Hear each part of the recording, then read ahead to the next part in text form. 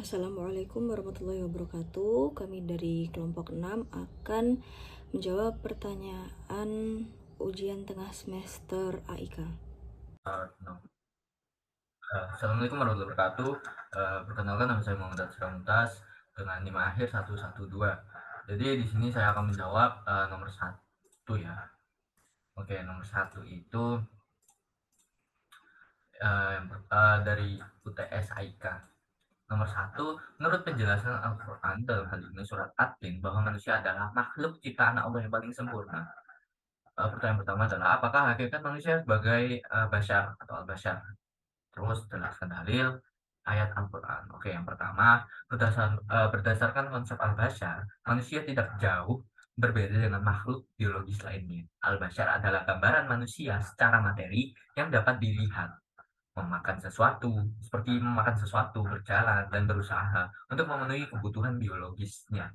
Dengan demikian, kehidupan manusia terikat kepada kaidah prinsip kehidupan biologis seperti berkembang biak, mengalami fase pertumbuhan dan perkembangan dalam mencapai tingkat pematangan dan kedewasaan. Manusia memerlukan makanan dan minuman untuk hidup dan juga memerlukan pasangan hidup untuk melanjutkan proses keturunannya. Lengkapnya, manusia memiliki dorongan biologis seperti dorongan makan dan minum dan juga dorongan seksual. Baik, uh, Bashar sendiri terdapat di dalam surat salah satunya terdapat di dalam surat Al-Kahfi ayat 110 uh, yang artinya sesungguhnya aku ini manusia biasa seperti kamu yang diwahyukan kepadaku bahwa sesungguhnya Tuhan kamu itu adalah Tuhan yang esa. Barang siapa mengharap perjumpaan dengan Tuhannya, maka hendaklah ia mengerjakan amal yang saleh dan janganlah ia mempersekutukan seorang pun dalam beribadah kepada Tuhannya. Baik. Yang kedua ada pertanyaan adalah apakah hakikat manusia sebagai al-insan? Jelaskan disertai dalil ayat Al-Quran. Baik. Pertama adalah kata insan ini dapat dikelompokkan dalam tiga kategori. Yang pertama, insan dihubungkan dengan konsep manusia sebagai khilafah atau pemikul amanah. Yang kedua, insan dihubungkan dengan predisposisi negatif manusia. Dan yang ketiga adalah insan dihubungkan dengan proses penciptaan manusia. Semua konsep insan menunjuk pada sifat-sifat psikologis atau spiritual. Uh, yang pertama dulu, manusia digambarkan sebagai wujud makhluk istimewa yang berbeda dengan hewan. Oleh karena itu, di dalam Al-Quran dikatakan bahwa insan adalah makhluk yang diberi ilmu, seperti yang terkandung dalam surat Al-Alaq ayat 4-5. Yang kedua, terus ada dalil berikutnya yang manusia itu makhluk yang diberi kemampuan untuk mengembangkan ilmu dan daya nalarnya dengan merenungkan, memikirkan, menganalisis, dan mengamati perbuatannya. Ada di Quran surat Al-Naziat ayat 35. Baik, ya terus dalam kategori yang kedua, insan itu dihubungkan dengan predisposisi negatif. Seperti manusia itu cenderung zalim dan kafir. Oke, itu terdapat dalam Quran surah Ibrahim ayat 34. Terus apabila dihubungkan dengan kategori yang pertama tadi, sebagai makhluk spiritual, insan itu menjadi makhluk paradoksal yang berjuang mengatasi konflik dua kekuatan yang saling bertentangan. Kekuatan mengikuti fitrah atau memikul amanah Allah dan kekuatan mengikuti predisposisi negatif. Kedua kekuatan ini digambarkan dalam kategori yang ketiga, yakni insan dihubungkan dengan proses penciptaannya. Oke, sebagai insan, manusia diciptakan dari tanah liat dan stati tanah dan tanah. Itu sudah ada dalam Quran surah Al-Hijr ayat 26. Ar-Rahman ayat 14 dan Al-Mu'minun ayat 23. Demikian juga Bashar berasal dari tanah liat atau tanah. Itu terdapat dalam Quran surah Al-Hijr ayat 28, Ar-Rum ayat 20 dan Al-Furqan ayat 24. Dari penjelasan di atas dapat disimpulkan bahwa proses penciptaan manusia menggambarkan secara simbolis karakteristik Bashari adalah unsur material dan karakteristik insan adalah unsur rohani. Keduanya harus terhubung dalam keseimbangan. Tidak boleh mengurangi hak yang satu atau melebihkan hak yang lainnya. Baik, terima kasih. Wassalamualaikum warahmatullahi wabarakatuh. Assalamualaikum warahmatullahi wabarakatuh. Perkenalkan, saya Mesa Carlota dengan NIM 048. Saya akan menjawab pertanyaan nomor 2 dan nomor 5. Yang nomor 2 yaitu proses perjalanan hidup manusia melalui tahapan tertentu. A. Apa yang dimaksud dengan alam arwah? Alam arwah yaitu alam di mana umat manusia masih berwujud ruh tanpa raga.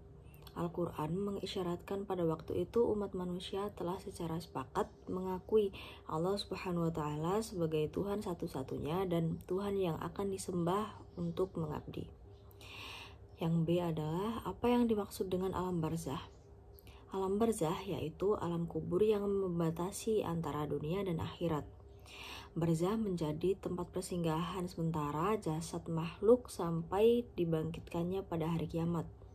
Penghuni barzah berada di tepi dunia dan akhirat. Bismillahirrahmanirrahim. Assalamualaikum warahmatullahi wabarakatuh. Perkenalkan, nama saya Muhammad Faril Septa Devara dengan nomor induk 021. Jadi di sini saya akan menjawab pertanyaan ujian tengah semester Al-Islam Kemuhammadiyahan dari yang nomor ketiga. Nomor 3, ciri khas agama yang benar-benar berdasarkan wahyu Allah adalah tentang iman akan adanya hari kiamat. Untuk pertanyaan yang pertama, jelaskan secara filosofis atau logika bahwa hari kiamat itu pasti adanya. Baik, ini adalah jawaban saya. Yang pertama, istilah kiamat yang sering kita dengar adalah hari akhir, hancurnya alam semesta dan segala kehidupan di muka bumi ini. Lalu, kok bisa kiamat itu dibagi menjadi dua, yaitu kiamat sugro dan kubro. Jadi, pengertian hari kiamat pada hakikatnya adalah hukum yang diciptakan oleh Allah yang dimaknai sebagai kehancuran alam yang sudah dijelaskan dalam surat Al-Zalzalah. A'udzubillahi minasyaitonirrajim. Bismillahirrahmanirrahim. Idza zulzilatil ardu zilzalaha wa akhrajatil ardu asqalaha wa qalal insanu ma laha yauma idzin tuhaddisu akhbaraha bi anna rabbaka awhalaha yauma idzi yasdurun nasu astatan liyuraw a'malahum faman ya'mal mithqala dzarratin khairan yarah wa man ya'mal mithqala dzarratin syarran yarah. Yang artinya, apabila bumi diguncangkan dengan guncangan yang dahsyat dan bumi telah mengeluarkan beban-beban berat yang dikandungnya, dan manusia bertanya, apa yang terjadi pada bumi ini? Pada hari itu, bumi menyampaikan beritanya, karena sesungguhnya Tuhanmu telah memerintahkan yang sedemikian itu padanya. Pada hari itu, manusia keluar dari kuburnya dalam keadaan berkelompok-kelompok, untuk diperlihatkan kepada mereka semua perbuatannya. Barang siapa yang mengerjakan kebaikan seberat zarah, niscaya dia akan melihat balasannya. Dan barang siapa mengerjakan kejahatan seberat zarah, niscaya dia akan melihat balasannya. Lalu untuk penjelasan kiamat Zuhro, itu sudah dijelaskan dalam Quran surat Al-Anbiya ayat 35, yang artinya tiap-tiap yang berjiwa akan merasakan mati. Kami akan menguji kamu dengan keburukan dan kebaikan sebagai cobaan yang sebenar-benarnya, dan hanya kepada kamilah kamu dikembalikan. Jadi kiamat Zuhro adalah sebuah kehancuran di sebagian kecil dari alam semesta.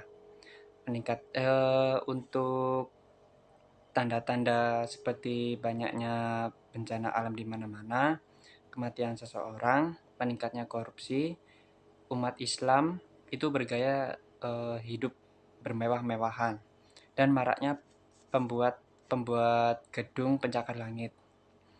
Namun untuk tanda-tanda hari kiamat kubro itu munculnya kabut hitam sehingga menyelimuti seluruh bumi. Lalu munculnya Dajjal yang menyebar fitnah di mana-mana. Lalu munculnya matahari di sebelah barat. Turunnya Nabi Isa untuk membunuh Dajjal, dan munculnya Ya'juj dan Ma'juj yang bertujuan untuk menghancurkan kehidupan yang ada di bumi. Lalu untuk sebelumnya pada penjelasan kiamat Zuhro dalam berlomba-lomba dalam membuat pencakar langit itu sudah dijelaskan dalam hadis riwayat Muslim, yaitu, dan bahwa engkau akan menyaksikan orang yang bertelanjang kaki dan badan, lagi miskin yang mengembala domba, berlomba-lomba meninggikan bangunan. Lalu saya akan menjawab persoalan nomor 2. Apa alasan seseorang tidak mempercayai hari kiamat, surga, dan neraka? Baik, saya akan menjelaskan. Mengapa orang itu tidak percaya? Karena orang yang tidak percaya akan adanya hari kiamat dan juga tidak percaya surga dan neraka adalah hilangnya iman mereka. Karena mereka sudah dibutakan oleh kekayaan, mempunyai pangkat dan kedudukan. Itulah yang menjadi alasan orang kafir itu, atau bisa dibilang orang itu sebagai orang kafir. Tidak percaya hari kiamat, surga dan neraka, karena kesombongan dan keangkuhan yang mereka miliki. Jika hari kiamat benar-benar terjadi, mereka akan menyesal karena menolak suatu kebenaran dan mendustakan para rasulnya. Mereka akan mendapatkan sisaan di akhirat karena mengabaikan peringatan akan hadirnya hari kiamat dan juga tidak mempercayai surga dan neraka. Pada hal tersebut sudah dijelaskan pada Quran surat Al-Furqan ayat 11 yang artinya bahwa mereka mendustakan hari kiamat dan kami menyediakan neraka yang menyala-nyala bagi siapa yang mendustakan hari kiamat. Sekian dari jawaban-jawaban yang sudah saya jelaskan. Terima kasih. Wassalamualaikum warahmatullahi wabarakatuh. Nama Fibilia Zainubar Rahman dengan NIM 2022-188-007 akan menjawab pertanyaan nomor 4. Pengertian agama Islam atau dinul Islam secara bahasa dan secara istilah. Yang pertama adalah pengertian dinul Islam menurut bahasa. Dinul Islam terdiri dari dua kata, yaitu din dan Islam. Din artinya hal, adat istiadat, hukum, tata cara kehidupan, dan agama. Sedangkan Islam terdiri dari beberapa arti, yaitu menurut dan menyerahkan, sejahtera, tidak tercela, damai, mengaku atau menyerahkan. Sedangkan pengertian agama Islam menurut istilah adalah para ahli ilmu pengetahuan tentang Islam memiliki pengetahuan dan pendapat mereka masing-masing tentang pengertian agama Islam. Yang pertama adalah Syekh Muhammad Abduh mengatakan bahwa dinul Islam atau Islam ialah din atau agama dan tata cara hidup yang datang dengan Nabi Muhammad SAW. Yang kedua, Said Hussein Afandi memberikan pengertian tentang Islam bahwa Islam adalah tunduk dan patuh, batin maupun lahir, kepada apa yang datang dengan Rasul. Yang ketiga adalah Imam Mahmud Shaltut berpendapat bahwa Islam adalah din Allah yang ia wasiatkan ajaran-ajarannya tentang dasar-dasar dan syariat-syariatnya kepada Nabi Muhammad SAW, serta menugaskan Nabi Muhammad untuk semua manusia dan mengajak mereka kepadanya, yaitu kepada Islam. Berdasarkan dari pengertian-pengertian yang saya sebutkan, dapat diambil kesimpulan bahwa Islam adalah din Allah yang dibawa dan disampaikan oleh Nabi Muhammad SAW untuk menjadi petunjuk dan pedoman hidup bagi seluruh umat manusia, agar selamat dalam mengarungi hidup dan kehidupan selama di dunia maupun di akhirat. Yang kedua adalah ayat Al-Quran dengan kata Islam. Bismillahirrahmanirrahim. Innad dina indallahil Islam wa makhtalafal ladzina utunil kitabi illa min ba'di ma ja'ahumul ilmu baghyan bainahum wa may yakfur bi ayatillahi fa innallaha sari'ul hisab. Artinya, sesungguhnya agama yang diridhoi di sisi Allah hanyalah Islam. Tiada berselisih orang-orang yang telah diberi Alkitab kecuali sesudah dengan pengetahuan kepada mereka, karena kedengkian yang ada di antara mereka. Barang siapa yang kafir terhadap ayat-ayat Allah, maka sesungguhnya Allah sangat cepat hisabnya. Quran Surat Al-Imran ayat 19. Yang nomor 5, dasar sumber utama agama Islam adalah Al-Quran dan hadis. A. Jelaskan pengertian Al-Quran.